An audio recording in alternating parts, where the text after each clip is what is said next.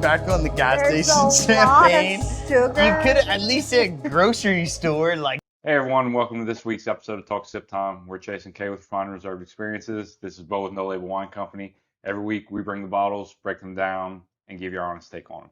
Let's get into it. All right, guys. So this week we are doing different styles of Chardonnay, different regions, and 3 different styles. So we'll start off with a sparkling from California, a very prestigious luxury style champagne called Schramsberg. But the style of this wine is considered a Blanc de Blanc. Blanc de Blanc is like what that translates to is white from whites. So it's mostly all Chardonnay grapes, especially if it comes from the region of Champagne in France, it'll be 100% Chardonnay.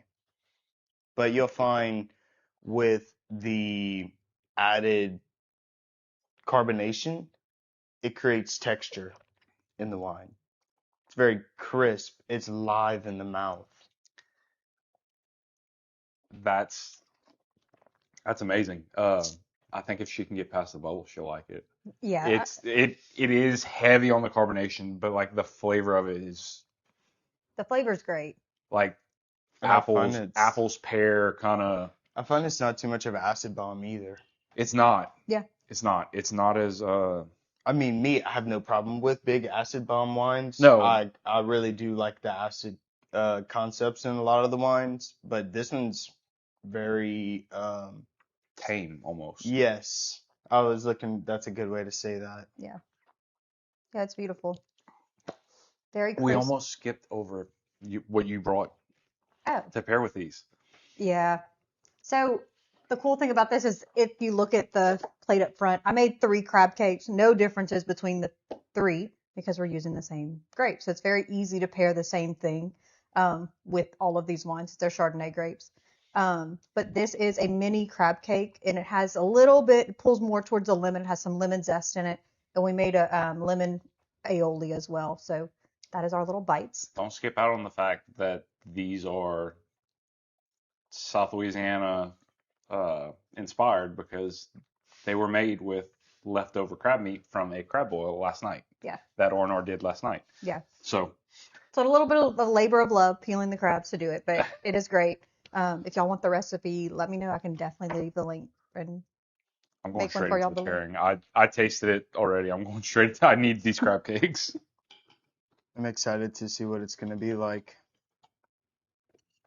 The sparkling should go well with this The style breading. of meat. Yeah. Look at me go already. Oh, let me see what I try. Wow, okay. Oh yeah. Oh yeah. Yep. That's awesome. You might like it. It tones down the bubbles a little bit, I find. Okay. So, what do you think that would come from? The acidity, the citrus, right? Or the cream? The cream, probably, I would think. Something a little heavy to. Almost. It does. But I find that like the panko and some of the toast notes in the champagne are. Okay.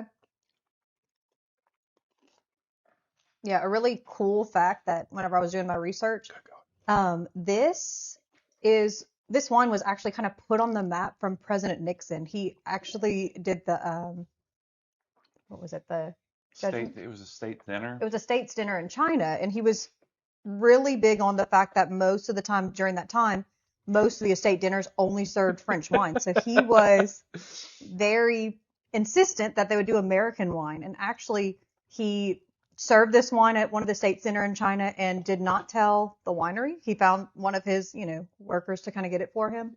And the winery sold out in like immediately and didn't even know that President Nixon picked this wine. But it's also pretty cool too because they were barely making any wine at the time, so it kind of put them on the map. And this was before the Judgment of Paris, so it kind of put Napa Valley and California on the map for wine, which is Very really interesting. Yeah. So we've had that. Mm-hmm. Okay, now we're moving to a new style of Chardonnay. One that President Nixon wouldn't have served at this state banquet is Yeah. from France. He was trying to stick away from all of the French style. Yes, French does have a lot of prestige, but he wanted to, Stay He American. wanted to show off yeah, where he he's wanted to from. show off what we could produce as well, And even though it was only 7 years since, any, since they started, yeah, since the vineyard um, started. any recollection of that was coming. I'm sorry. Can we just point out, look at the way that this Oh, thing yeah. I know. is getting after it. Yeah. That's awesome. It Yeah. is. That's a phenomenal champagne. And it's 3 different expressions of Chardonnay. That's a beautiful expression of Chardonnay. Yeah, absolutely. This is it You, still does have some minerality note hmm to it, but the texture, that's what you're gonna find in all of your highly carbonated wines is texture. Yeah, can you pass me that bottle? Oh, never mind. I'll take it. Yeah. Lees aging is another thing that is found is used in champagne process. The longer it sits, the more complex and the more texture it adds to the wine. Do you And know? they circulate the lees, Mhm. every so Mhm. often. So was this aged on the lees? Do you know? Mm.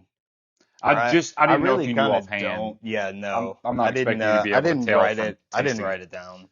Uh, but yeah, so we go from that To now something that's to a very I'm very excited about this white Burgundy. This is from the Saint Romain region of Burgundy. Bo, you may know a little bit more about it than I do.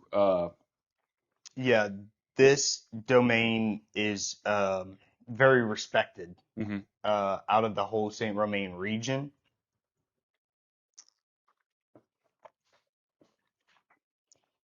But these styles of wine scream terroir. Mm-hmm. That's The very place, pretty. the place where it was grown. That's a beautiful wine. Yeah. That's the best way I can describe it. Okay, I'm gonna be a little nitpicking. I wish it was colder. Yeah, I do too. Yeah, I I agree feel with that. like I'm lacking on some of the mid palate notes, Mm-hmm. Yeah. Well, look, but that's the great thing about this. We have a intermission where we can chill a little bit more and come back to it in the second part of this episode. Yeah, I agree with that. Uh, and then we can compare. It's a little bit warmer. It was pulled out of the cellar at 50, and it sat here for maybe 5 to 10 minutes. okay. But it So also, it did warm a little bit.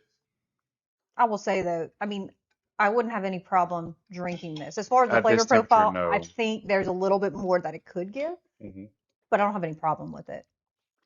So now make sure before you take a bite, you take a sip, Right. take a bite, and then take another sip.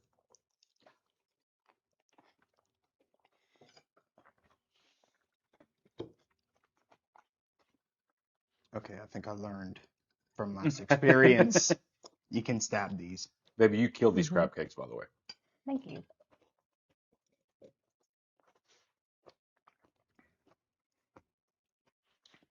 It softens the acidity. Am I the only one that's getting that?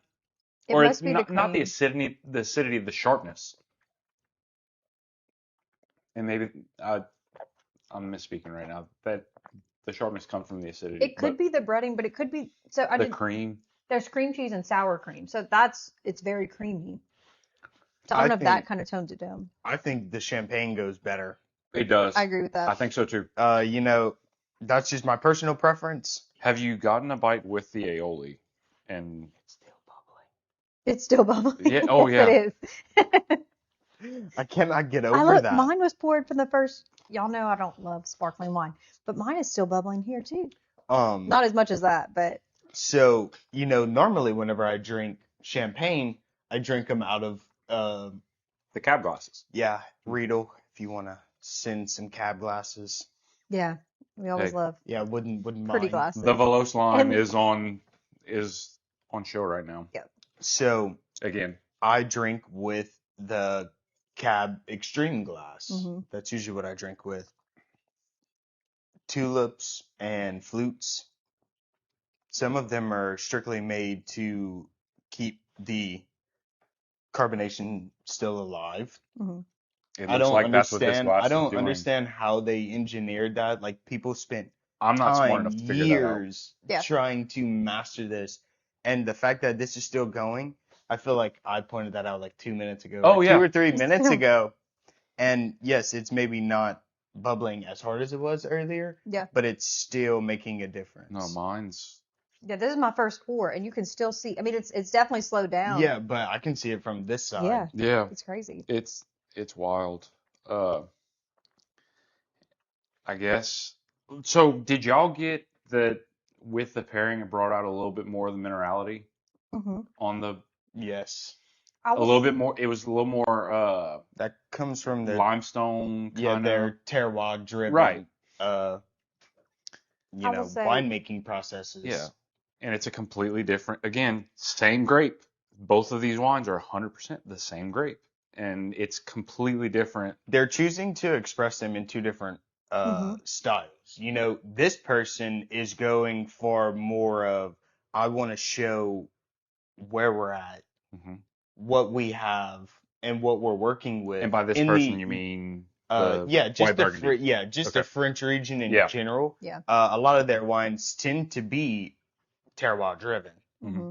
hmm They want to show because their climate is also very nice. This is a cool climate compared to we haven't got there yet, but the cake bread yeah, is a warmer climate. Warmer. So it's warmer, but yeah, still cool for Napa Valley. but it's ultimately a difference. Yeah. Hmm. That's just adds to one of the other differences that we're trying to show hmm everyone in the expression of Chardonnay. Yep. So we've gotten through Bo's pick. We've gotten through my pick. Okay, this is one of your favorite wines. It is. Let's see what you got on it. And it's no surprises from Cake Bread Cellars. Shout out to them. I just loved their vertical tasting, and we Wait, did. that's his first sip of it. I'm getting cream off the nose and off the palate. Hmm. It's definitely resembles a Burgundian style, 100%. The color. The mallow in it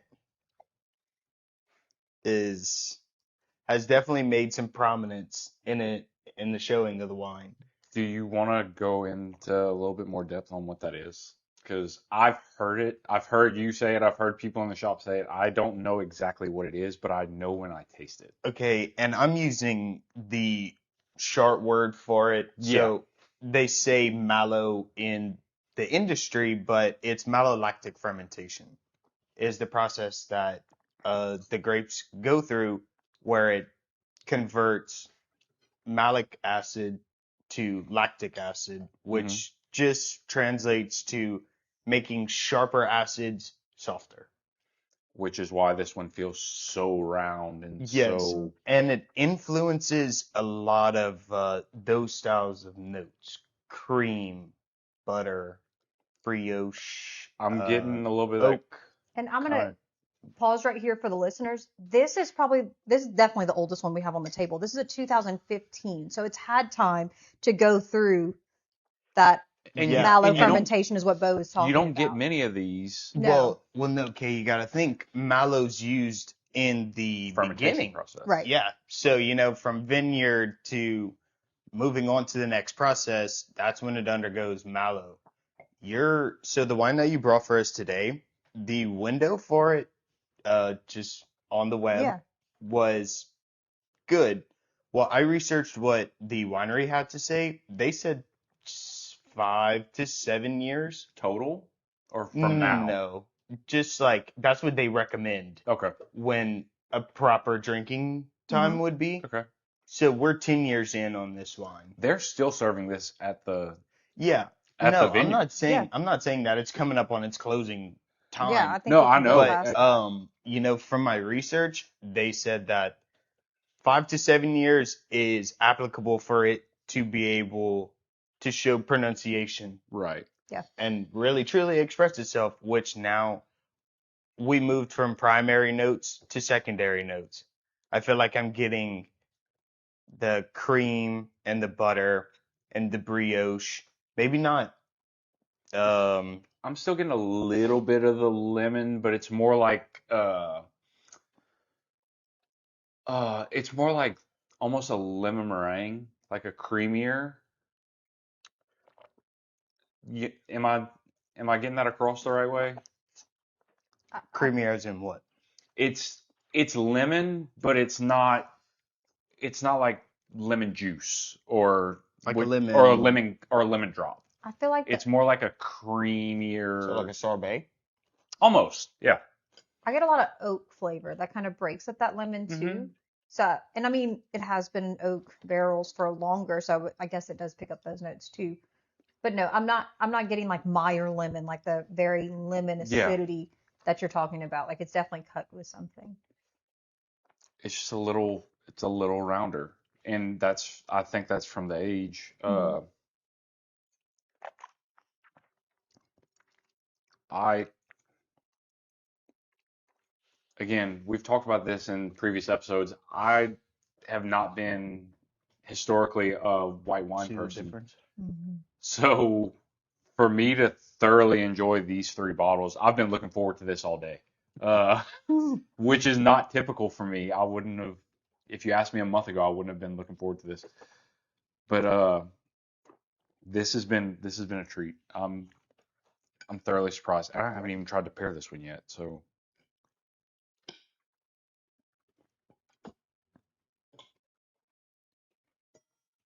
Okay.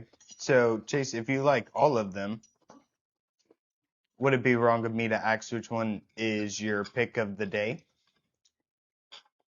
Because I know I have a fact of the day that I would like to start incorporating. So I have something about Chardonnay that I I, think would be cool. I'll hold on to my pick of the day until we come back from break. But go ahead, and I would love to hear your fact of the day. So there's a couple different facts that I have, but I don't know this one offhand. So I'm glancing off to the side. So I've heard this before. Lawrence talked to me about this. Hmm. For the viewers who don't know, Lauren is my mentor. Very important person in my wine journey and just in my day-to-day life. She's a very lovely person. So she's told me about this before. She says that this is the winemaker's grape. Hmm. Hmm. So, okay, this is not something, guys, that's not ever been said before.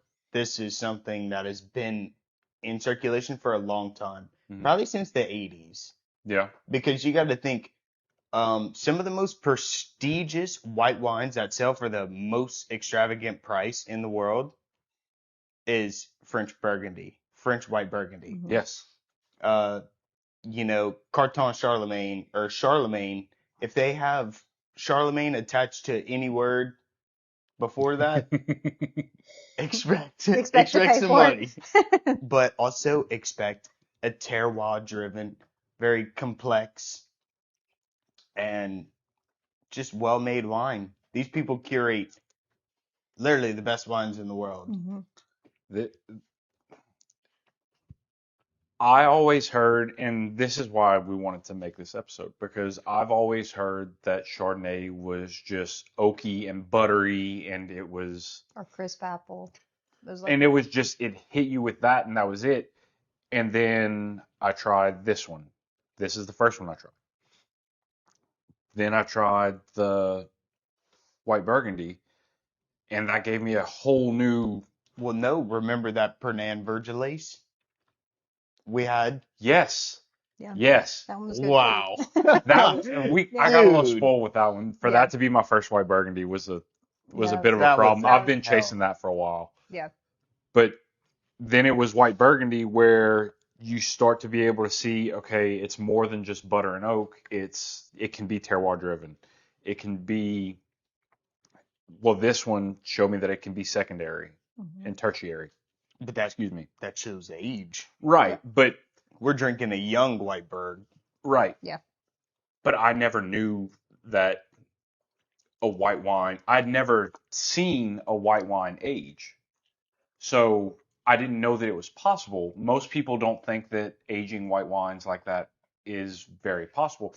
So to be sitting here drinking an 11-year-old Chardonnay grape, a wine that was made with Chardonnay grape, was a little throwing for me. I didn't know No, that was possible, and then this shows how terroir changes it, whereas I wasn't Also finding that. young. yeah. Yeah, and I wasn't finding that in the 2 or 3 Chardonnays off the grocery store shelf that I had tried before, just at a random party or something.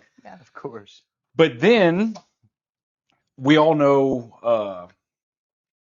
Veuve Clicquot, Dom Perignon, all this stuff, all these great champagne method producers.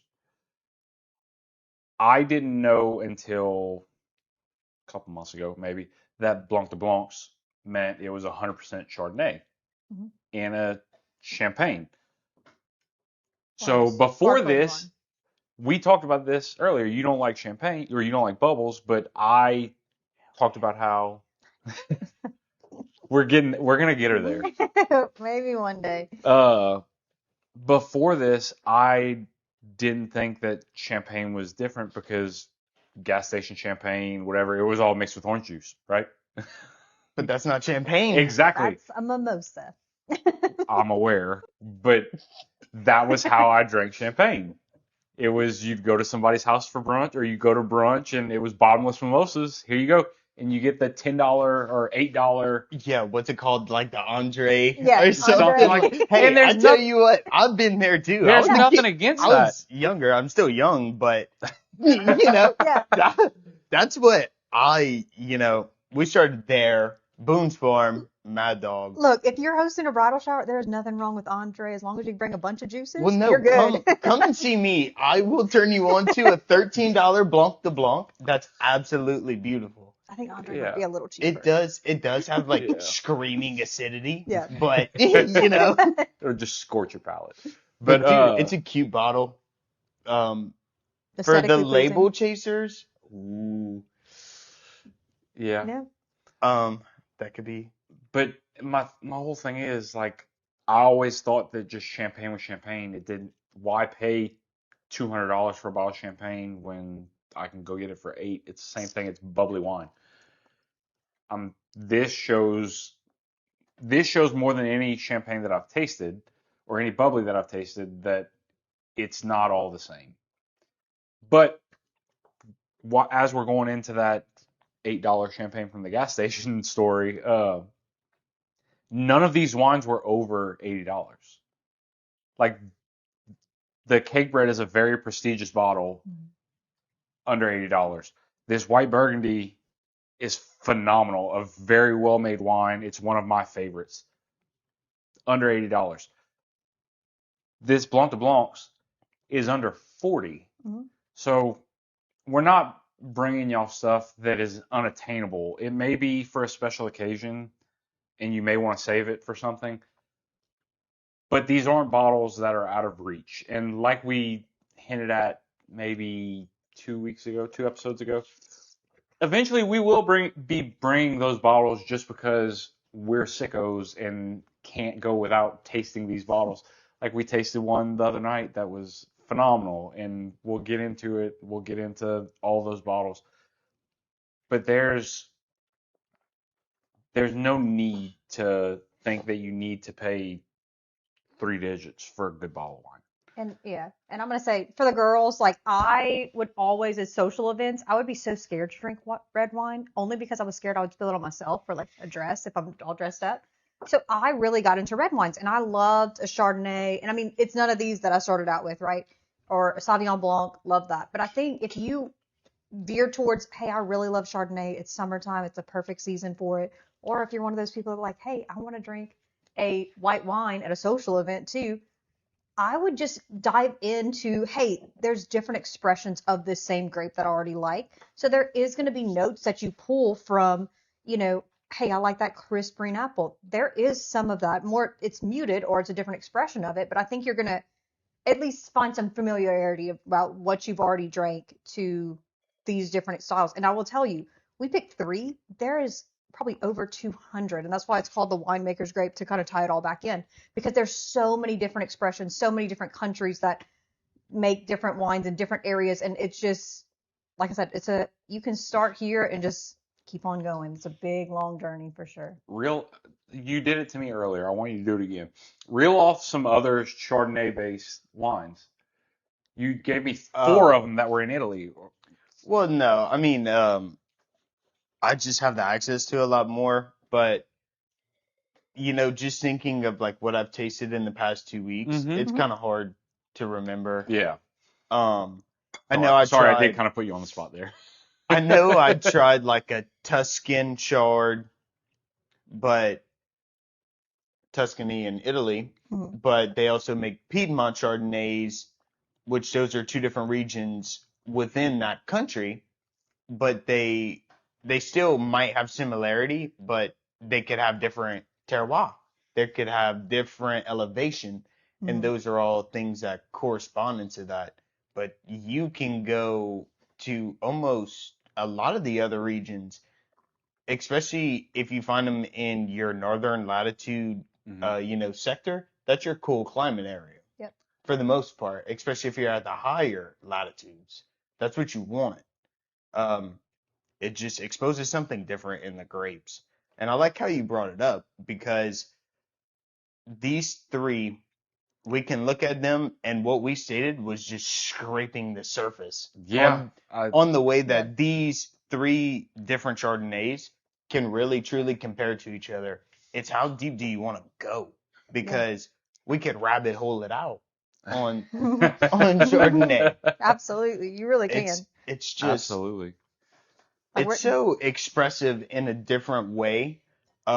This is not a grape that's aromatic, No. to say the most.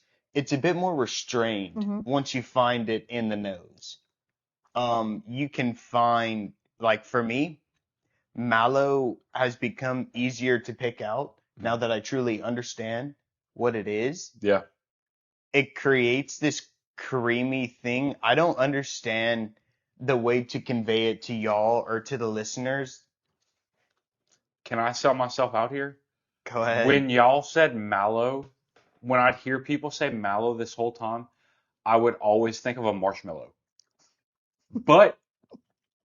But I That's a weird understood way what of going about that. Yeah. no, I literally thought that y'all were talking about a marshmallow. So I thought like creamy kind of, Oh, you thought we were saying mellow. yeah, We're I saying mallow. I know.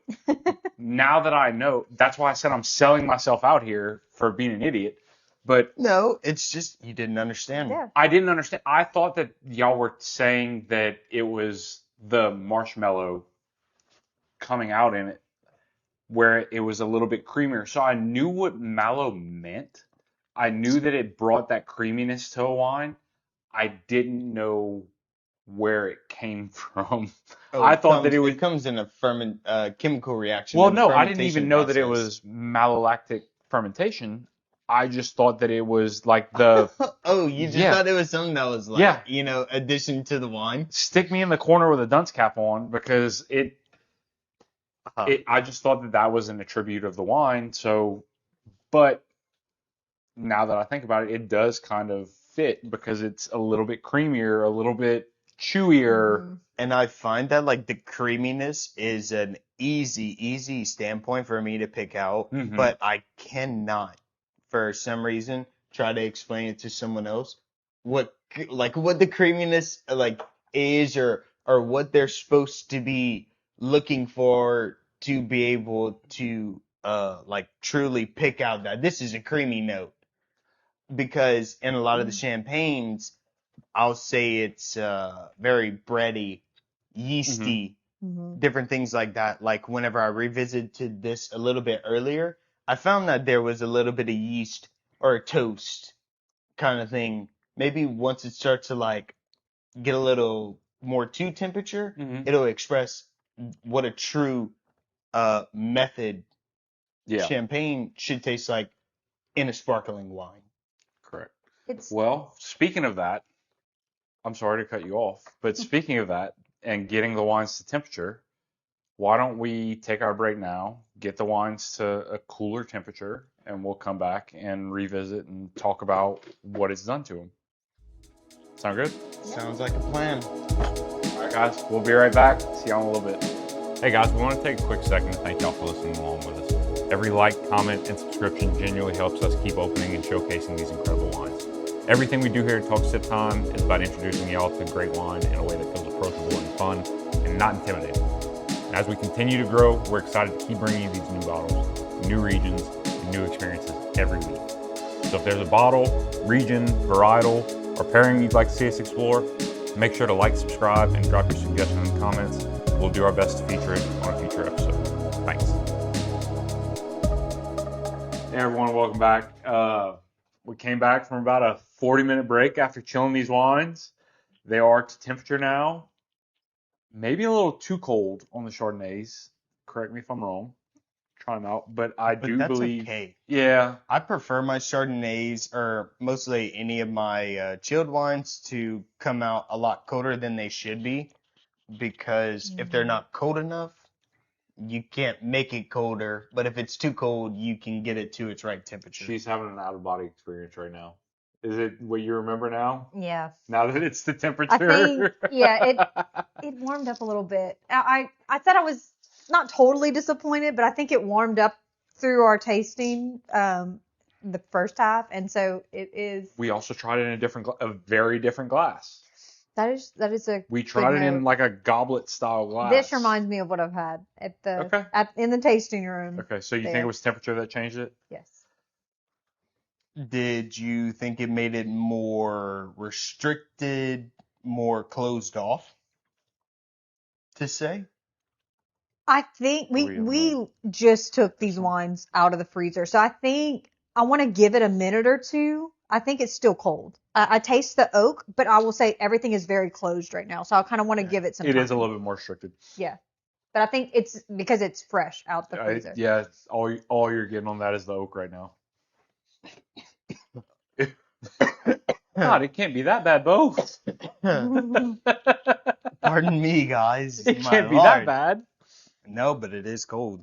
And to quote Wine Folly, that's our book that I love to go back to. It says you need to put this to like 45 to 55 degrees Fahrenheit. So if you're taking this straight from the freezer, which we did, it's probably a little cold. I mean, it is a little bit cold. So while we're giving this time to warm up, let's talk about the Blanc de Blanc. I'm still like all in on this because it's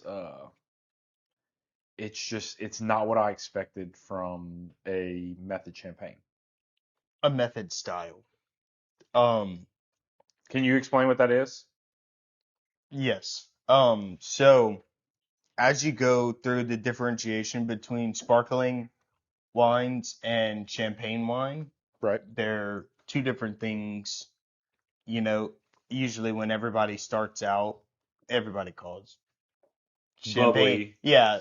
Prosecco, champagne. Any bubble wine, they It's call all it champagne. But once you get to the levels like where I'm at and what y'all are building to, sparkling wine is broke up into where it comes from.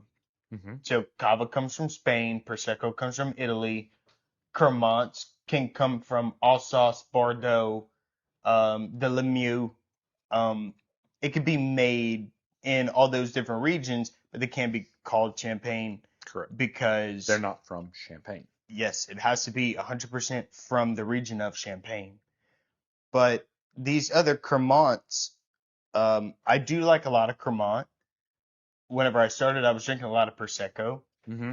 Because, it has that kind of off-dry structure to it. Mm-hmm. It's maybe not so bready, brioche. I found it just gives you less of a headache the next morning. That's a very contradicting statement that I find I find that the gas station champagne that I used to drink would give me more of a headache than the Prosecco. We're back on the gas There's station a lot of champagne. sugar. You could at least say grocery store. Like grocery store, I find is better. Buddy, there's a gas station. We do a lot of Saturday morning like college football parties at friends' houses. And there's a gas station right there. So when we run out, we just run there and grab more stuff. And they have Prosecco, they have champagne, they have some mid to low tier cab. Like they have everything you need. They don't have what you want, but they have what you need. If that makes At any that sense. time, Yeah. Maybe So- this is we're why I don't scraping like the bottom of the champagne. barrel. That might be why. And So maybe this is why I don't like champagne. that's Because fair. I'm like, That's But fair. This is phenomenal. but the styles, they all apply something different to the wine. But traditional method, or would they consider champagne method, Mhm.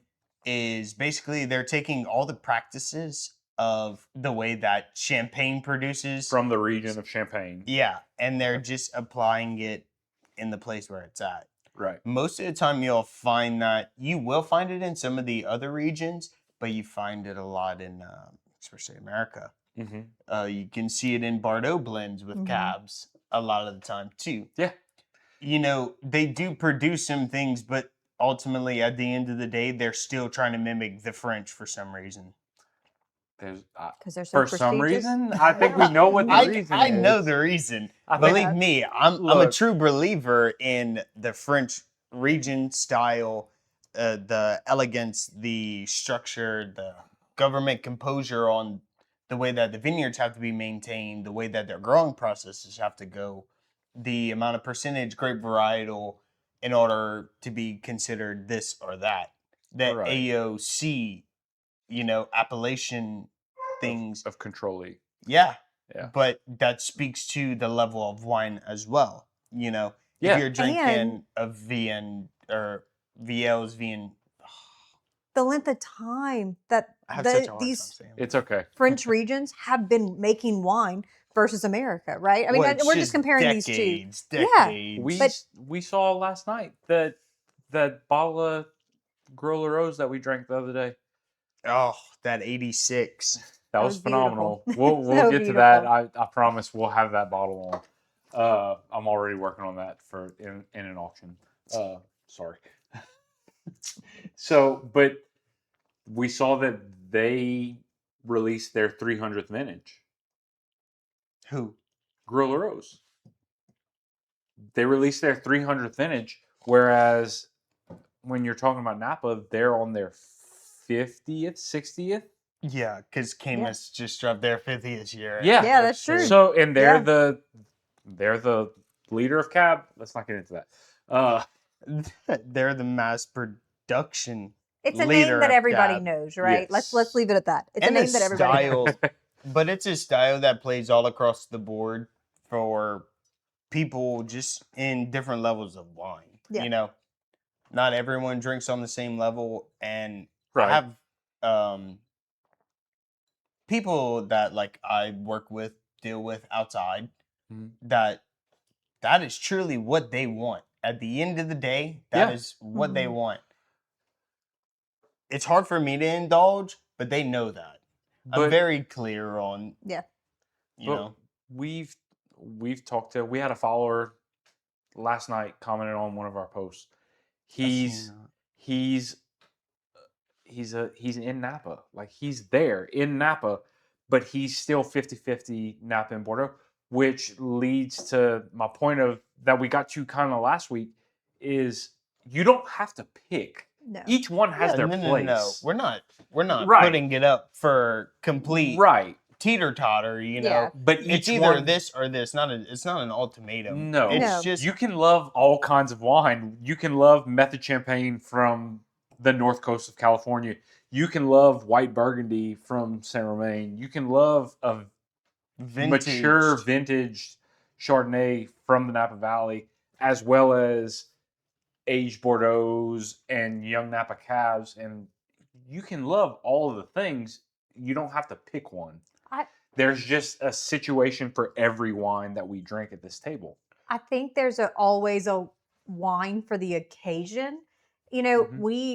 We talked about whenever we did our beach wine series, it was more because I'm like, what am I wanting to drink in the summer? What am I going to sit on I love some of these beautiful Bordeaux, beautiful Napa Cabs, and there's always a good time for that. But I think in the summertime, I want them at dinner. I don't want them just in the middle of the day. I can sit out by a pool on a patio and have a great day. You got to keep it cool, but Try that again. I'm it's sorry to cut you off, but try beautiful. that again. But yeah, but I think there's a wine for the occasion. So I think all of these are beautiful. They're the same grape. So if you like one, you can kind of go back and forth. I would love for, champagne lovers that love Chardonnay to try a Blanc de Blanc just to kind of see if that's there. I will say I did not. The boys refilled their glasses with fresh champagne. I did not. But I will say I've been trying it and I love the flavor profiles. Now the bubbles are out, so that's probably why I like it more. But I think it's interesting. If you like Chardonnay, you like champagne, it might be worth just trying a Blanc de Blanc just to kind of see what that is and just, challenging yourself. But I think there's always a wine for the occasion. We're not asking you to pick one, and I'm not going to pick one wine. I'm going to keep on No. trying. So I think it's just kind of Sadly, we're what not you're gonna feeling. pick one wine. We're gonna go bankrupt on all of them. Unfortunately, probably. But no, I want to point out something, Kate. I love how you said about timing with a wine. So off podcast, I was telling Kate, I was like, as much as I do really appreciate this, ultimately my mood isn't giving heavy, round, and rich cab. Today. There's Yeah, Chardonnay. Well, I'm Chardonnay. finding. Oh, Yeah. It's okay. That's okay. We all do it. so I find myself pulling back towards the mineral in this Mhm. one and the texture here, because the texture here is live. It's very what I mean by live is it makes your palate express a lot of different things. Like it's I agree with almost that. if you ever watch like some of like the Kid Ear movies when they blast all the colors and things Yeah. like that. It's the same thing that's kind of going on in my mouth. Yeah. This is more, I find, like sit and chill. This is more. Oh, this This- is definitely like winding down your night. For Kate, it would Before be we like a get nice into the- bubble bath Yeah. with candles and stuff. This This is is a a- heavy, But I will heavier s- kind of style. If you're gonna do something very buttery, we actually paired this with. We went to Maine for our honeymoon, which is significant because there's a lot of lobster there. Yeah. And so we paired it with a lobster roll, and it was beautiful. Was buttery, it the lobster roll or that was the thermidor that we paired maybe that the with? thermidor. I think it was the thermidor because it was But very, very rich to any- match that. buttery lobster dish. This is gonna go beautifully with, and I think it's Seafood, period. seafood period. But this is the second most expensive wine that we have laid out. But I think it's a special occasion type thing. I know I have 2 bottles of this, and I've been kind of gatekeeping it a little bit because I'm like I really want it for a special occasion. But That's when part I of our compare thing. We it- don't gatekeep. Yeah, but I want to pair it with the right thing. So it is a Right. special occasion bottle for me, and it's hard to get. I can't just go to the grocery store and get a aged Chardonnay, especially from Cake Bread, because it's a little difficult to kind of get my hands on living Yeah. where I do. But it's beautiful, and I say, I want this with seafood. That's why I paired it Yeah. with crab cakes, and I think it'd go beautifully with oysters. I know Chase loves his caviar every now and then. I do. I think This the caviar would have gone This really would be well great with this. too. And that too, the With champagne. The method champagne. It's They not- brought it up. that's We're true. gonna have to do a fried chicken and caviar night with champagne. Oh, I'm yeah, sorry. absolutely. We're just gonna have to do it. Absolutely. We're Okay. gonna do it for the viewers. Yeah. I mean, as much as it hurts my soul to say that. Oh, yeah. You It, know? Oh, does it it? just it just breaks really, my heart. They're really twisting my arm Right. Yeah. to get me to do Some that. chicken nuggets and But yeah, caviar I would mean- just be terrible. Oh darn.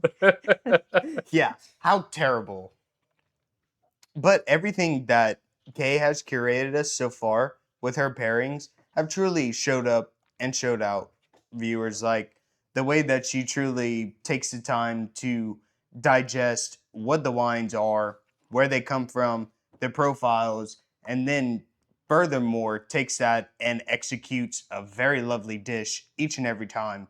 It's not like she's making us a full course meal, but she's making approachable, sizable bites that aren't so tedious. Mhm. They're not very time consuming. So to see the execution between the fine wines that we're drinking and to pair it with such a lovely execution of meal that you produce, I don't want to leave. And not, Well, I appreciate you And- saying that. and not to get to we said no free ads, so no free ads, but that's what we built our company Refined and Reserved Experiences off of Mhm. is we love good wine. We love good food. We love to cook. Obviously, she's very good at it. I'm not going to say that I am yet. I haven't brought a dish to the You table haven't yet. yet. But that's what we kind of built this around. We love wine. We love food. We love pairing them together. So it's kind of And And you I, see, my company, like No Label Wine Co., is in a but that's why so we're so working together. so different, but so same. Yeah. I guess. Yeah. You know, it's kind of hard. I guess we would have to leave up to the viewers to differentiate between that. So, viewers, my company's based more on execution of curated choices Mm-hmm. Mhm. or event planning, different things like that. I like to go and be a nice face for people Yeah. that just want to have a well curated experience Yeah. Yes. all the way around. I go, I set up, I help them set up for their event, do what I need to do, bring knowledge. I bring my books, I bring all of my things for, Yeah. just aesthetic wise, Yeah. but they like a lot of the time the way that it goes. So outside of work, that's why I wanted to curate my business towards education based Mhm. because I'm a young southern Louisiana dude. You don't hear very many people being able to have the opportunities that I've had Yeah. or be in the situations that Yeah. I've had. Yeah, I agree. Well- And I just want to introduce really good wine to people so that we can stop drinking the aioli. Well, I think they heard that on your mic. But that's why we got into this podcast with you, is because we like, our thing is we want to do the private chef Mhm. dinners and wine pairings, but we can bring you on to To be the go consultant. to be the consultant for the wines Yeah. and stuff like that. And this is completely separate from the travel portion that we do, Yeah. but the food and the wine, it's just we have you to help us with the wine. And Mhm. it's a great thing when you can. Food and wine are just like the It's the epitome of it's what they call that, the best pairing. yeah. There's nothing better, but that's why I rely so much on y'all Yeah. because Well, thank for you. the viewers that don't know, I'm not very He did big he on. did bring up the chicken tenders earlier. I did. Oh, I did. So that should tell y'all I'm a chicken tender and French fry kind of guy. There's nothing wrong with that. There isn't. But I've started to grow. I wanted to grow my palate since now I got into wine and I'm able to differentiate flavors Mhm. that I've never tried the true expression of, like the fruit itself or the herb itself, or no one wants to taste the soil, but Yeah. Yeah, or like I'm avoid that one. barnyard or something like that. No one wants to taste that. Those are things that you run into. Our family was farmers. We have cattle. Yeah. Yeah. You So know, you know what that smells like. barnyard is a It- familiar scent to me. So, but those are all things that just lead up to that. So I was like, well, I need to stop being so small-minded on my food.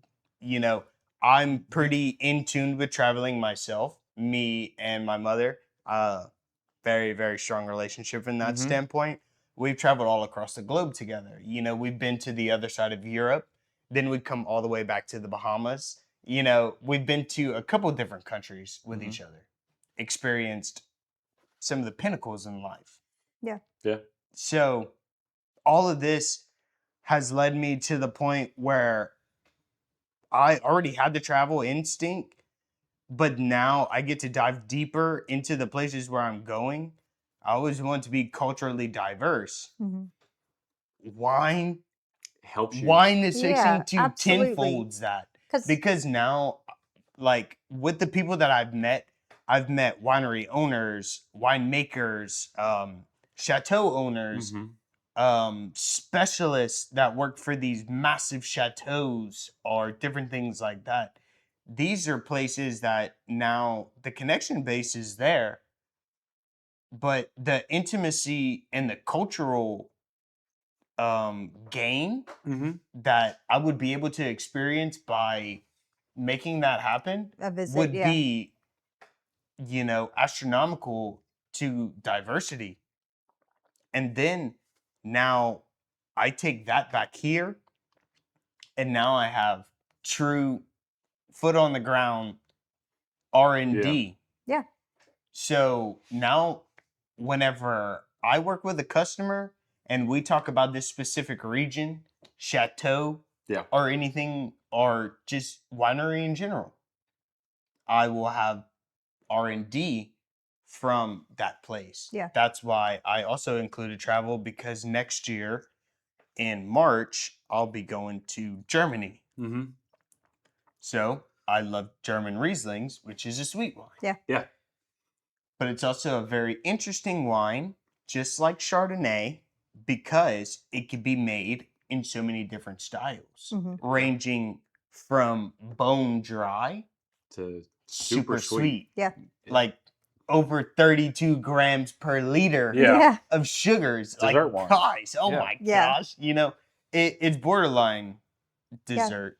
I mean, So, And I yeah, don't know. and we've been Did we- to Napa. We've definitely hated that few we've been times. to Napa. Have we brought up But- where we're going? Well, that's what I'm about to get to. So Okay. we are actually, so it was such an experience to go to Napa. I would 100% recommend, if you have the opportunity, just go, because it gives you a different perspective in picking out wines and things like that and knowing regions. But we are actually planning a trip in October to go to Bordeaux. For our anniversary, our first anniversary. Yes. I'm spilling all the ice out Yes, of here. you are. So yes, we're going to Bordeaux. So I am so interested in, I've seen Napa Valley. I've, visited different producers and things like that and just seen their differences in their winemaking process.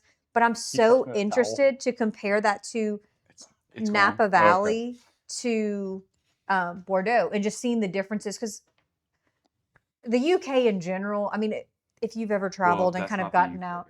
No, but if you, I know, but if you've gotten out to the UK has very strict requirements on what is allowed in their food. Like we have the FDA here in America. There's different restrictions, but the same thing. Whenever you go to France, they have a different set of restrictions as well. I'm sorry. Yeah, let me finish. So, but they have a different restrictions as well. So it's interesting because some of the things that they allow in Napa wines, and it's not better or worse, but there's just restrictions. But it's interesting to see how they express even similar tasting wines. Sometimes it's interesting to see what they express with what their restrictions are, right? I mean, there's different things that they allow and don't allow. I mean, I know whenever we went to London, we were shocked that there's no Gatorade on the shelves because there's a lot that's not allowed on Gatorade. But like, I mean, that's so simple. But it's little things like that that you Fanta's realize. yellow instead of orange. It's actually made with real fruit juice. It's made with orange It's juice. better. yes. Okay, I did.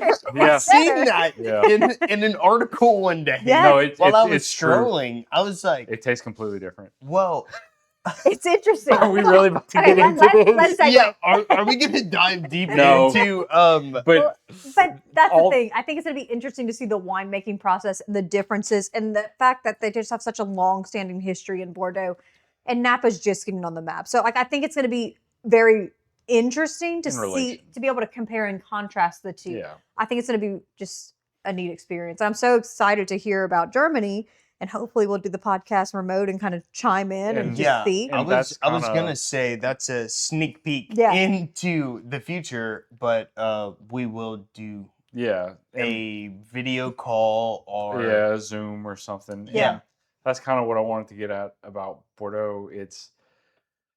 Look, I know we've been pretty Cabernet Sauvignon grape heavy, and mainly Bordeaux heavy because we're trying to build up to going taste these wines where they're from. We hope when we get there to be able to taste some premieres, the 2025 vintage that hasn't actually come out yet. You want the Grand Cruise though? Well, obviously, we have some pretty exquisite tastings that we can't wait to share with you guys. Yeah. It is for our anniversary, but the whole point of this trip is to show you guys our experience.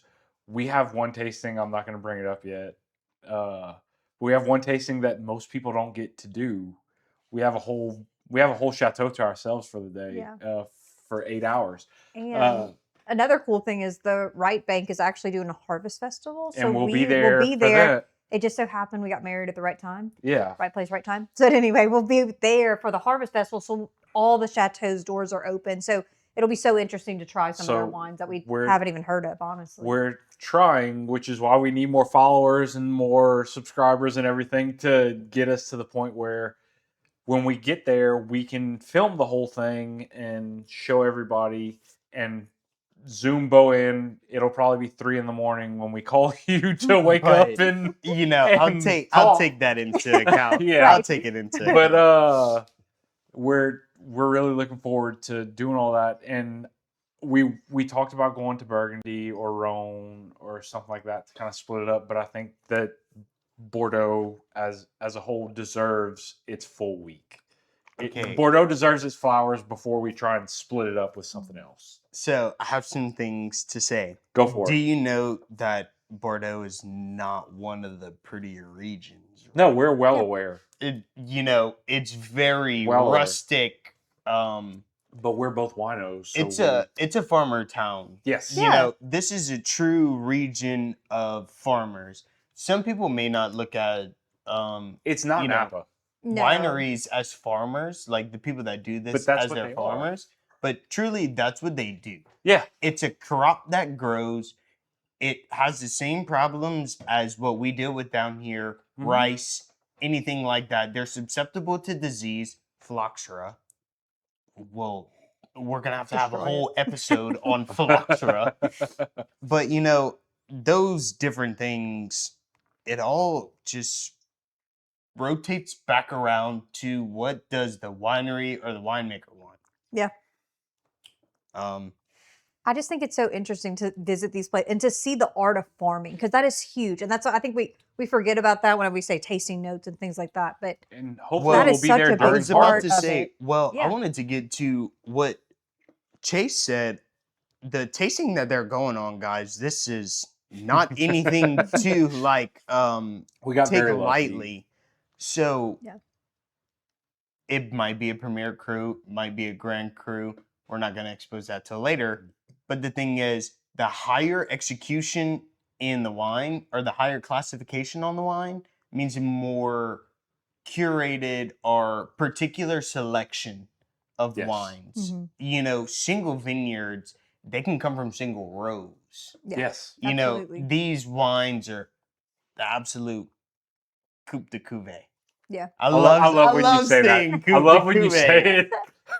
But it was so telling. So we went to Napa during harvest, and I mean, right before. What's up with y'all and going during harvest times? Well, we've gone, it sounds like this that is was probably the best time. Pick the grapes. I love when they let you pick the grape off of the vine and eat it, and you can taste the tannins. Yeah. Because where do tannins come from, Kay? The skins. The skins and the seeds. Yes. So when you eat the actual grape, it dries your mouth just like the wine does. So you get to see it the whole process through. But I was shocked. So I mean, I'm gonna say a gardener, but I'm very I have a very small garden and I grow tomatoes and peppers and things like that. But every fruit that I have on my vines, I am picking and I'm eating and I'm doing all the things with. Whenever they grow these grapes, if they don't meet the quality, they just clip them. And I remember seeing so many, whenever we were in harvest season, they were just on the ground and they're like, those didn't meet. The clusters on the ground. They did not meet the cut. And I'm like, wow. Maybe the sugar to water content or, which will. They're looking for. Which does kind of hint at a couple episodes from now about bushrized grapes. Yeah. I'm not going to say anything else. If they can Google and figure out what that means, Well, I think we expose the next couple podcasts. Oh yeah.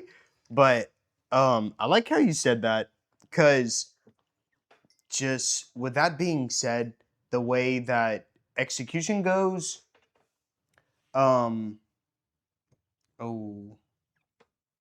Help me out. So, Bread? I mean, Are you going to this wine? This one, yes. I found what it's called. mhm. It's This is screaming white Burgundy in a cloak. Yeah.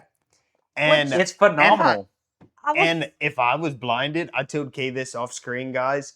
I was like, if you would have blinded me this, I probably 95 would have probably said white bird. But So shout out Cake Bread. yeah, We love your mean- wines. Please find a way to ship them to us in Louisiana. yeah. Oh, Side note. so Kate and Chase, I wanted to point this out earlier. So viewers, recall Chase and Kate are left bank prominents. Yeah, In Bordeaux. They're taking their anniversary to right bank harvest. we are. But we have So- some left bank Yes. chateaus we're visiting too. Yeah.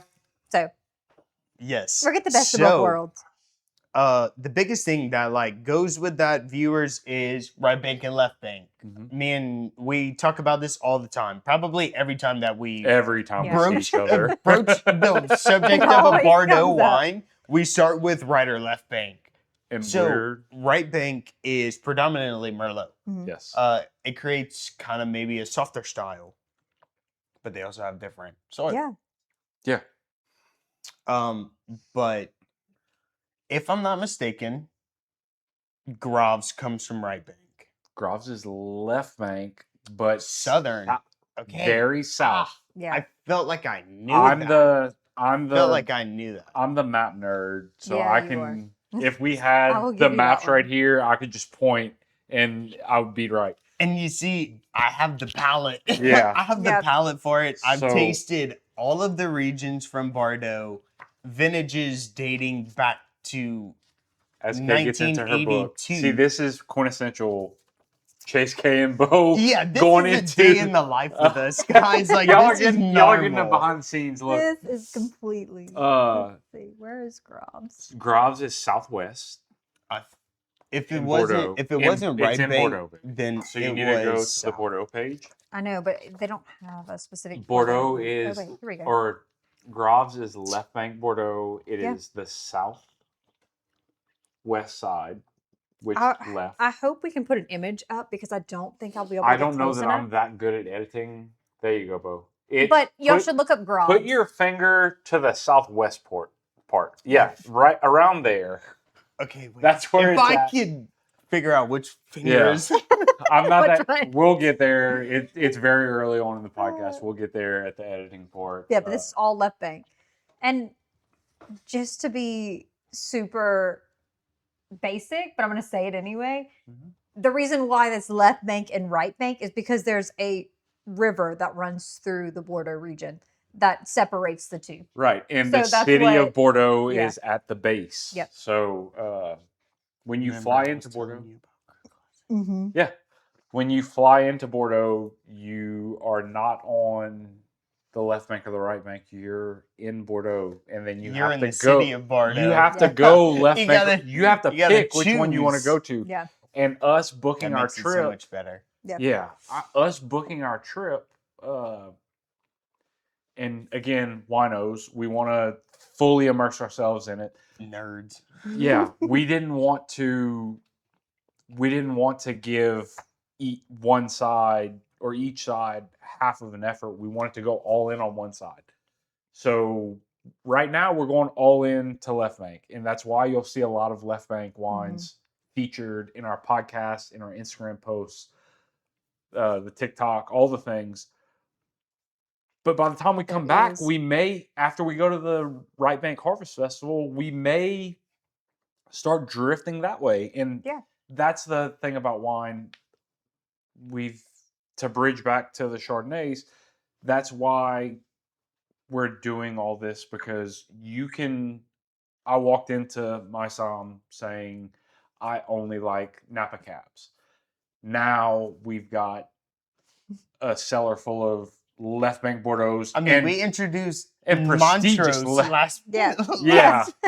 it's last sit- episode. it's sitting there I waiting think, I to think get. that speaks to Yeah. how fast. And then now we're doing the A episode white on Burgundy and on the expressions of Chardonnay, like you. I wish I would have brought hear another people say, region. I know. I We- hear people say all the time, "This is what I like." I'm going to challenge us to pick something I besides think we may have something on the cusp for America that. and France next week, or just have like an outlier, because Yeah. we've been pretty heavy on that. No, Hopefully. and I know we had a Portuguese one, but that's There's- the only yeah. deviation we've had. and like I said, there's a Well, reason. no. We had, well, all of my wines have been, a little Obscure. bit peculiar, Yeah. to say the least, because I borrowed the Lambrusco. That's true. Okay, we did have the Lambrusco. So, number 1 was Portugal. Number 2 was Lambrusco. I did number- forget about the Lambrusco. Yeah, number 2 was Lambrusco. Number 3 was Yaw. Yeah, 3 that was just Napa versus Bordeaux. 4. 4, Bo pulled to You- California. Yeah, I was about to say you probably, Bo- we I probably won't was see this skipped over- again. shocked. We skipped But- over that whole thing that Bo pulled to California. I did, but Chase and Kay both know that Blanc de Blanc is my favorite style of sparkling or champagne style of wine. Mhm. Blanc de Blanc is just a pure expression. And it's, Grand, so like the tiered structure in champagne is very complex because they have Grand Brut, they got Extra Brut, they have Blanc de Blanc, they have Blanc de Noir, they have Brut. it's a lot. Yeah. It's a lot. And all of them speak to different things that are being expressed and showed in the wine. Because, I tried a Grand Brut, and oh my gosh, you would think that you're eating a piece of like uncured yeast. Like a full bite. And it's just coating to your mouth. Not brioche. This is yeast. Yeah. Just straight yeast. Yeah. So we're starting to wrap up here. We completely skipped over one of our favorite segments. Yeah, what are we chewing? What are we What choosing? are you going back to? Schramsberg. Well, we knew that. I'm just in the mood for something light. Wait, I- we no, all no, no, picked no. a different one? Yes, this is the first time I could have seen this coming from a mile away. Let's Hey, see. I didn't. that just goes to show you how great this lineup was. If you have about $150, $180 to spend and you've got an afternoon that you have nothing to do, go buy these 3 wines and sit Or if you're there. having Or- an intimate time with like some of your good friends, Each pick one. yeah, or just Guys, you can't go wrong with one of these. No. no. That's what I'm saying. If you Obviously, like use Chardonnay, it. Try to use it in the right thing. Yeah, but But this is the best lineup we've Kay's- had. Even Kay's wine with the lemon aioli probably paired for me second. I can't get over the way That was that good. this Okay. paired, but that buttery, maybe to soften out like how harsh. I love how you the talk bread with your flavor- hands because it helps everybody understand. Well, like I'm trying to explain No, like, it's the way that perfect. my palate is feeling. It's perfect. Because I'm eating, breadcrumbs and stuff. So Yeah. it's pretty abrasive to Yeah. the palate Mm-hmm. and different things like that. This is acidic, where this is round, this is soft, this is butter, cream, this but is... it's also kind of heavy on the palate, essentially. Yes. This is lighter. Where, as in texture, I'm fighting the battle of dealing with the texture from this and the texture of the way that the breadcrumbs made my mouth feel. Is So... but is it But- not amazing how we went from one grape from one end of the spectrum to the other? Mhm. And that speaks to this whole episode of Chardonnay. Like, Well, Chardonnay is yeah. not the only expression that No, we could do this on. it's We not. could do it We with could do it- every grape. but to be We honest, really could. we just chose to do it And with there Chardonnay are a because lot of that's what. grapes. dude. My That's like gosh, I think me and Kay has talked about Understatement of this. the podcast. Yeah, I but- had talked about this before, but Yeah, if you go into Wine Folly and you look at the different grapes, I mean, it is more than half the book. So I love that, but it's like it's definitely a task to really go through all of these grapes. I'm going to say that. And again, like we've only scratched the surface of not only this varietal, Mhm. but wines in general. There's so much more for us to cover and so much more for us to learn Yeah. as a Oh, group. I was about to That say, I think we're all Yeah. babies, What? And babies when it comes to wine. And I know that we have listeners that most of this is over y'all heads, and that's not a bad thing. That's more reason for you to reach out and ask questions, Mhm. because if we would have never asked questions, we wouldn't be sitting at this table. If we've never asked the questions to Bo, we wouldn't be sitting here. If Bo would have never asked the questions to his mentors, he wouldn't be sitting here with Yeah. us. It's just nothing happens in this world of wine without being a little curious. Yeah. But I remember, in my adult life, just going to a bar and ordering a bottle of Chardonnay, and I shared it with some wonderful friends who still very dear to me to this day. And we all knew whoever got there first, you ordered the bottle of Chardonnay or the bottle of Sauvignon Blanc, depending on what we're feeling. But I will say it's so interesting now to try a different expression of this grape. It's totally different than what I was drinking at that wine bar, but It's it has the same notes in a sense. It has the same key notes, and that's what you're going to see whenever you start trying different expressions of the said grape. You're going to see those same notes. They might be higher or they might be muted, and they might be in different style. I mean, right. it's the same thing. If anybody makes, if you try a spaghetti from Italy or a spaghetti from America, like I know that's like so crazy different, but you're going to get the tomato sauce notes, right? You're going to have all those notes. It's the way they express it.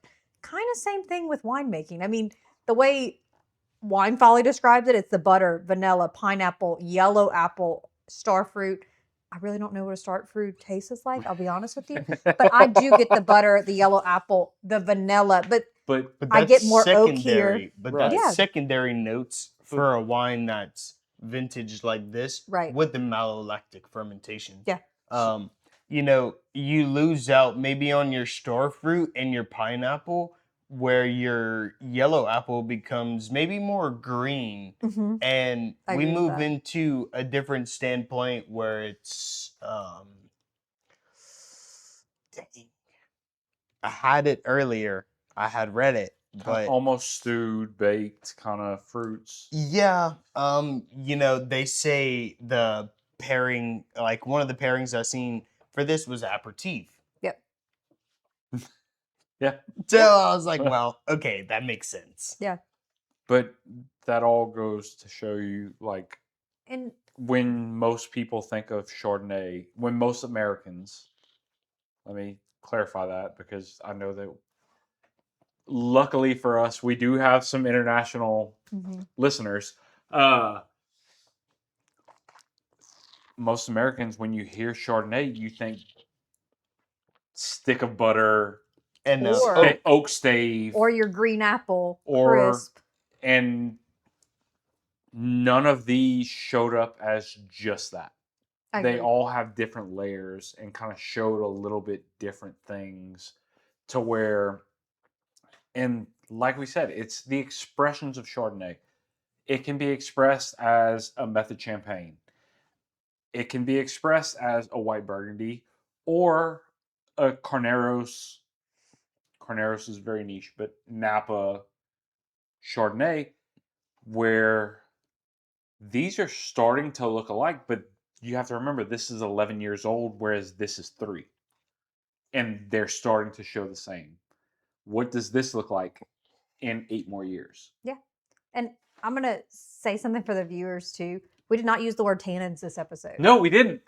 But why didn't we use the word tannins? Does everybody know? Because it's a white grape is not as thick-skinned or as big of a seed to give off that tannin, and there's no skin contact when it comes to this. So They press out the juice. So there can be some skin contact, but it's can. very, very minimal in any white wine you're going to try across the board. skin contact makes a rosé. It does. It does. In a red grape or a black grape, You But can get it from white. you can, And that's where I come in with those niche. But Yeah. that niche style. this is what we learned stuff, about like, this. There is some skin contact with this. There is a little. Some. But I was about It's to say like a the very timing. minimal. I was about to say the timing. They have it down to a Well, science. You know, Absolutely. Yeah. they keep it there for that long, and the production is this, brings out and you can see an or- ageable. So for y'all standpoint, we can taste the complexity in something that has contact, or like I was saying with the champagne, when something's on lees is a byproduct. Thank you for covering that because Mhm. Yeah, from the process.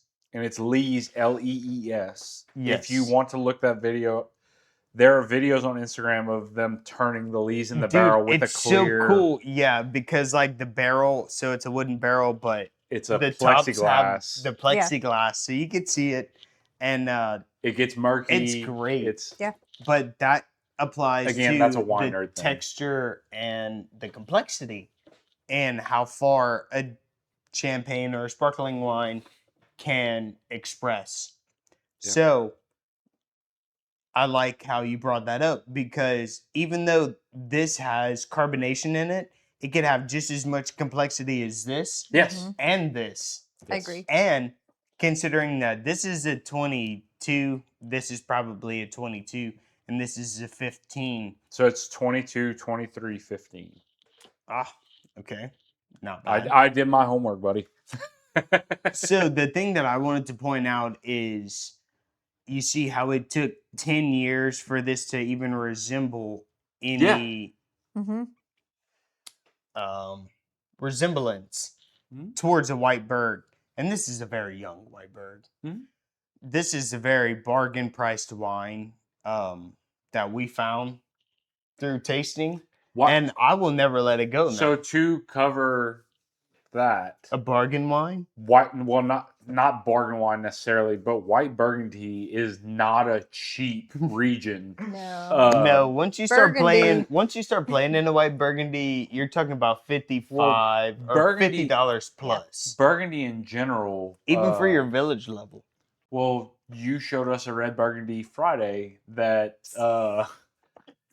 it was a $35 bottle, and it was so great that I immediately looked at Kay and said, "Our wallet is not well now." Well, Red it Burgundy. showed. Red Burgundy is Burgundy in general. It just the wines at the lower end, and granted, the lower end is probably $35-ish.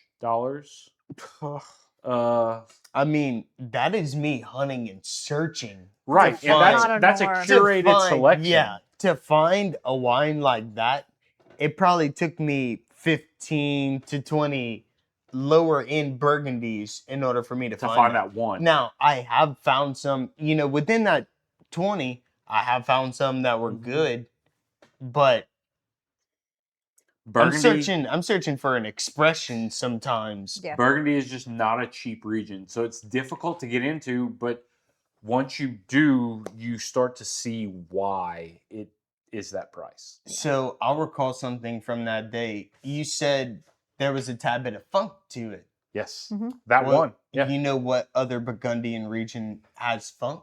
I don't. Pommard. Pommard. Pommard. Okay. I have a deep love and hate relationship with Pommard. Love and hate. Yes. Okay.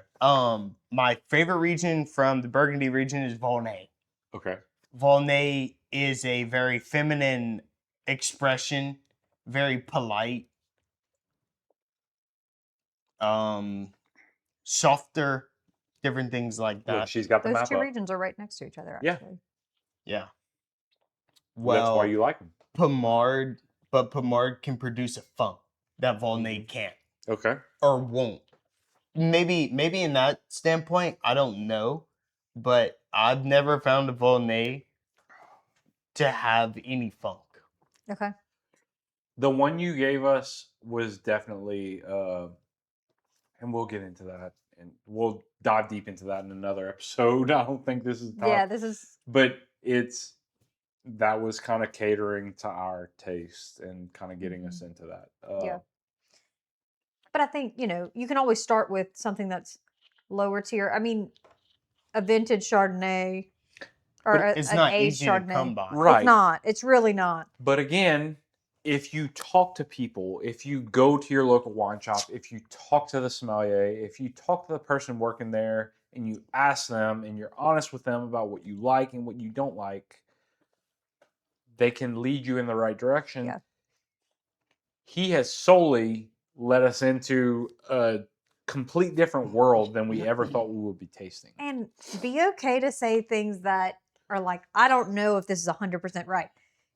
Sometimes what you're I'm saying. not 100% right Well, no, either. he Kay. busted me. No, no, I no. promise. But He I'm saying busted like me last flavors week. though. Like if you're like, hey, I taste, I don't know, cinnamon, and you really think it's cinnamon, but maybe they can kind of say, is it more like this? And you Yeah. can kind of I go would through say, those profiles to see yeah. what you're like. You see what I'm saying? Like Either that or I would offer baking spices. Yeah. exactly. But you so fussed that at me it last leaves week. so that it leaves it vague.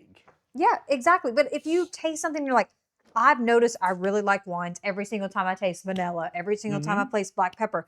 That was my note for the longest time, Black black pepper. or white pepper. If I ever got that in a wine, I was like, I love Buy it. this. Probably because I'm the self-proclaimed foodie. I don't know. Bo's revisiting a Napa I wine. love I this. love it. I love that I've been confusing him. Shout out to Cake Bread again. I Y'all love have their done a great winery. job. To say the least. I will And go- to be fair, they're the most interactive Yes. people on socials. I will go every single time I go Them and JJ to Prune. Napa. Yes. Shout out JJ Prune. I love. We'll get to that. Love We JJ will get to Prune. JJ Yes. Prune. Oh my gosh. I'm but- gonna have to go and see y'all one day. But Yeah. you fussed at me last week for when I first went into the shop. I didn't say what I wanted to say because I felt like, and you asked me why, and I told you because I felt like I needed a little bit more information before I started asking questions. Why do you think I'm there? But that's, and again, that was your That's response. the thing. Yeah. So don't feel intimidated by the Bo's of the world. I promise you, he's not anything to be intimidated by. Well, no. Just show up and say, this is what I think I like. This is what I drink on a regular basis. This is my price range. Help me out. And I promise he hasn't steered us wrong yet. And I mean, He really hasn't. look, I'm gonna compare this to the basis of the basic, right? So if you have a leaky pipe, I know I'm not trying to fix that. Chase might, but I'm not. And so I would call a plumber and I would just go with their recommendations, right? I know this is leaky. I know this is causing me an issue. But you can compare it to wine too. I really want something to drink on a summer day, or I have this specific occasion and I think I'm cooking this. What do you want to cook with it? I think most people in the wine world, if you go to these wine boutiques that have, sommeliers and different things that are curated to help you pick wine, it's a huge advantage on your side instead of, hey, I looked at this, Yeah. wine rating. I think a lot of people like it, but are they similar to what your taste buds are? And are they really asking the right questions? No, it's a review. You look at bad reviews and good reviews every day online, and sometimes they're helpful, sometimes they're really not. So I think it's helpful to talk to the people that you're, any service that you want, right? It's helpful to just tell them what you know and to use their expertise to help you find a product that you're going to love. And, Bo has basically a satisfaction guarantee that says, hey, I'll buy the bottle back if I don't like it. Not everybody offers that, but I will tell you, Bo is always spot on because he knows how to tailor to people's palates. And not everybody's the same, but if you kind of tell him what you're looking for, he can pretty much find it. I can say that. I'll give it to him. So viewers, in 2 years, I've never had to buy back a bottle. Ever. You're putting pressure on Yeah. a lot of local Yeah. sommeliers right now. Knock on wood. Right. I'm gonna give you back my next bottle. But no, I do my due diligence with my customers. But a big problem that I face, Kay, is the underestimation for my age. Walking into a store where I work, location wise, That's fair. for the prestige That's of the fair. people that are coming in and shopping with me, yes, it's hard to look across the table and see a 24-year-old and expect him to know 90% of what's on the shelf. But since I've started with this company 2 years ago, I have tried. Oh no, we know. 90. yes. Well, We I've know. probably tried over 95% of what we have, even the big boys. Yeah. Yeah. Yeah. Most of the time, Most of the time, it's the big boys. Yeah, I'm about to say Yeah. probably 85% of the time it's the big boys. I tried the 25% of the little boys for work during the week. yeah. I know we'll be on our day jobs most of the time, and Bo's like, "Look what I'm trying right now," and I'm like, "Man, there's just such an access that he has, and such like a."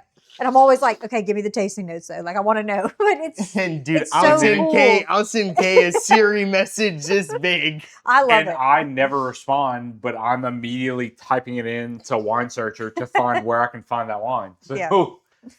So it just, you have access to so much in such a vast. So I hope, if anything, that even the new clients, if they would see this episode first, they would know, like, hey, Bo's where it's at. Bo's going to recommend some great stuff. And it always hits. Doesn't matter the price point. We've gotten. And at the same time, I don't So need many my different things. customers to know as much as we do. I don't need them to No. be able to walk in and be like, hey, I'm looking for lemon zest. I'm looking for refined acidity Right. with roundness, but still aromatic. No. Please give me your basics. Just give what you know. Red or white? Yeah. Do you have a preference? Yeah. And your price. I feel if you like- give me those 4 things, I'm not going to work with you for more than 30 seconds because in my head, Mhm. I already have something in mind. Yeah. I feel like if Promise. someone can walk in and say red or white, high or low tannin, high or low acidity, and this is I pretty don't even advanced. I don't even need all that. But if you can give, What's the occasion? well, Yeah. yeah, that too. Is it for you or is it for a group? What's your preferred style? Give me the name of something that you can recall offhand. Right. Yeah. Because now I know where to start. Yeah. Because I can compare that to what I have on my shelf. You don't know or might not understand what I have on my shelf, but I do though. Right. Yeah. That's why we don't need to spend 10 minutes together you explaining why you're here. Well, I need 2 minutes. and it wasn't you. It was actually Lauren. I saw her working with a customer this past Friday, actually, with their free tasting. And she was going to buy a case of wine, but it was for all different occasions. She was like, okay, one of them was a rosé, and she was able to say, these are the different expressions I have. What do you want to try? Or, I didn't catch this is a, I think it was a shower that she was trying to plan for. Okay. She's like, hey, this is a really pretty label. Everybody's going to love this, but it also has these notes. And whenever you start like hearing those things, you can pick up, wait, I think I'm going to like that. And hey, if you've never tried it, it's probably a good experience to kind of jump out your comfort zone and try it because you might really love it. I mean, I know, like I said, the rosé that I had, we found at the wine shop, and that was one of the ones actually Lauren was kind of promoting. It's saying this is a Cab Franc grape. It's They sell out of it. all quickly. the time. It's one of our favorite Bordeaux style rosés. Yeah. First of all, you don't hear Of those any two things Yeah. together. almost any style like that. But And I mean, you she was know. even picking out gifts for a few Catholic priests in the area, actually. She was like, I need some crowd pleasers. And she's like, okay, what region do you want? Do you want Italian? So it was- I do remember it who you're was- talking about. it was so interesting to see the So, process. I will say that. I actually didn't get to work on that deal. No, you didn't. I was busy dealing with some other things. But no, it was so curious to get to hear the vast selection that she was open to. Mm-hmm. So I've only had free range with like maybe a select few amount of customers. Well, the other day, no, more eclectic than y'all. Oh. Like I'm talking about asking for 6 rosés. I sent them with 6 different styles of rosés, cool. 6 different regions. Yeah, that's awesome. Like, all across the board. I'm talking about everything from Chocolina to South African rosé to American, Yeah. French, Provence, saline style to dry to sweet. We even have Portugal ones. Yeah. But this year we got to expand our rosé collection. Mm-hmm.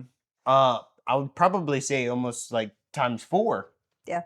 So now we've just been offering very many different styles that we weren't able to carry before just because we didn't have the room. We love the wines. They're well made, everything like that. Now we have the room. Mm-hmm. Now it can offer upwards of 7, 8, 9 different rosés. And all of them are almost curated to a different style or region because diversity is key for me. Right. Yeah. Showing different things to people whenever I deal with my customers, I try to send them with something new every single time. Yeah. Yeah. And I checked it out. I do it every time with every single customer, but I leave it up to them. Mm-hmm. I always ask, hey, maybe can we look at something like this? And if they say no, they're not in the mood, I completely understand because I'm not always in the mood for a particular style of wine. Yeah. But I want to make sure that I could still introduce them to different things that is higher or different from where we're drinking already. Yeah. Right. Because I know you've been drinking here for a long time. So now let's maybe try something new. Yeah. Right. So for me, it's like trying new food. Yeah. So I just try to get my customers to maybe just be a little bit more open to different things. And that's the Yeah. thing. Just if you walk into a wine shop, just be open with whoever you're talking to. Just ask. Yeah. Don't That's be their afraid. job. That's his job. Not everyone knows everything. I don't know everything either. Sometimes when they come in and ask me stuff, I still have to look it up. Yeah. But we do it together, and I don't mislead them. I don't Right. mislead any of my customers. If I don't know something, I am not scared to say that I don't know, Mm-hmm. but I will know. Yeah. Like within the next 2 minutes or within the next time you come back and see me, I promise I will know. Well, that's just like today. We didn't. Again, we're not gonna do. We did a blind on our first episode. We're not gonna do many blinds. Those are gonna be saved for like special episodes when we want to surprise each other with bottles. But we give each other the bottles that we're gonna bring, and we all had to look up information on the bottles that were gonna be here today. So it's the whole world of wine is just figuring out what you're drinking, what you like, and all the things, and being vulnerable enough to ask and being vulnerable. Like I have a sister that only likes wine when it's cut with Sprite. So when she asked me for a wine recommendation, I know it hurts your heart. It hurts mine too. Shout out, Jen. But when she asks for a wine recommendation, I'll tell her something that's kind of like the Lambrusco that we had a couple weeks ago. A cherry soda. Yeah, Yeah, something I along think those you'd actually lines. like that. There are wines for everybody. It's just you need to, either you or someone that you ask needs to dig deep enough. Mm-hmm. And that's why we're here. That's why we started Talk Sip Time, to get into all that. Yeah. And hopefully help somebody find something that they love. Yeah, I agree. But for now, I think we've That gotten into Chardonnay. And that was a great way of looking at Chardonnay altogether. Yeah, I agree. I mean, we truly experienced 3 different styles. they're completely different varieties of the grape. Not variety. Well, style. styles of the varietal. Yes, of the So- grape varietal in question. Right. Yes. So I mean, I love how this podcast went. I mean, I'm thrilled with this lineup. I'm Yeah. so glad that y'all took in mind that I really truly do love Blanc de Blanc. Guys, Yeah, that's always fun. We could have done America versus France again, but if I wouldn't have brought this, I was really thinking about bringing that Tuscan Chard. I promise. that would have. Interesting. That's probably what I was gonna bring. We'll do it again. There's so many more Chardonnays that we But can I dig also into. tried Yeah. like a South African Chard the other day. Ooh. Okay. Maybe we need to We're in revisit for it. Chardonnay grapes because the winemaker's great. Oh, we're gonna Part have. 2. We'll always be Yeah. revisiting. I Chard. mean, Part 2, 3, 4. But I think Like for 10. today, that we did a Yeah. great job, guys. I agree. one Cheers. last go, and we're Hey. all in the same glass. And with that, that's it for this week's episode. We'll see y'all next week. I'm Chase. I'm Kay. And I'm Bo. And go try something you haven't tried before. We'll see you again next week. Thanks.